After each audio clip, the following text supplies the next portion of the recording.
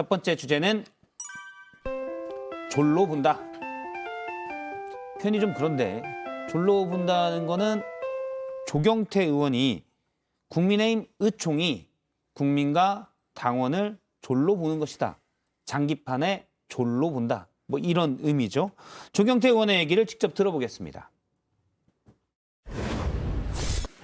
현재의 지도부가 이대로 있는 한 이래저래 무능적 공백 상태와 갈등은 장기화될 것입니다. 이번 의원총회의 결정은 국민과 당원을 졸로 보는 것입니다. 예, 조경태 의원이 저렇게 주장을 했는데요. 이 부분은 여당 패널 분들이 대답하기 곤란할 것 같으니 먼저 전용기 의원님부터 여쭤볼게요. 네.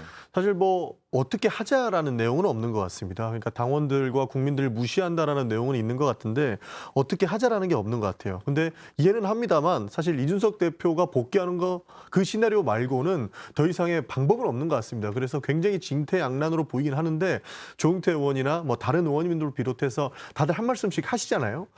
근데 어떻게 하자라는 내용은 없이 이렇게 사실 자기도 어려운 부분만 부각시키고 있는 거 아닌가 저는 그렇게 보고 있습니다. 예, 어떻게 보십니까? 조경태 의원 얘기했듯이 국민의힘의 의총이 국민들의 의총의 결과가 국민과 당원을 졸로 보는 거다라고 보십니까? 아니, 표현이 그렇긴 합니다만 예. 뭐 내용상 틀린 말은 아니죠. 그날 5시간 의총을 했다고 하는데 결론만 보면 저게 5시간씩이나 의총을 할 결론인가 이런 생각이 들었어요. 그러니까 법원 판결의 핵심은 비상 상황으로 볼 수 없다잖아요.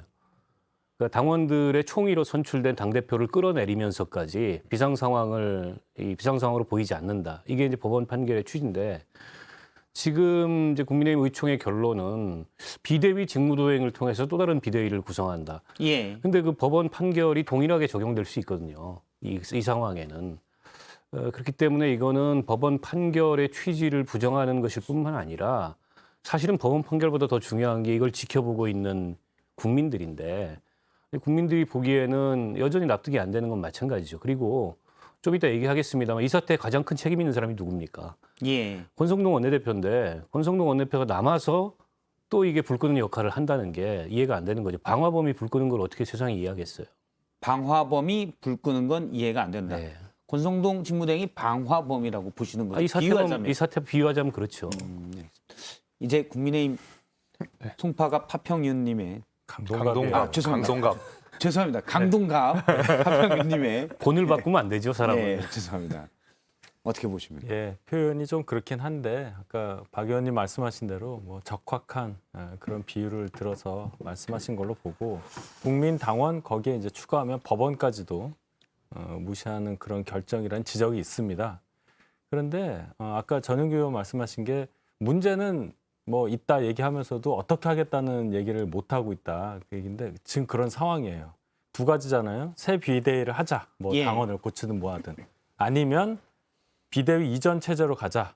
최고위 체제로 가자. 둘 다 안 돼요, 지금. 하나는 비대위 체제는 비상 상황이 아니라고 법원에서 얘기했으니까 그렇다는 얘기고.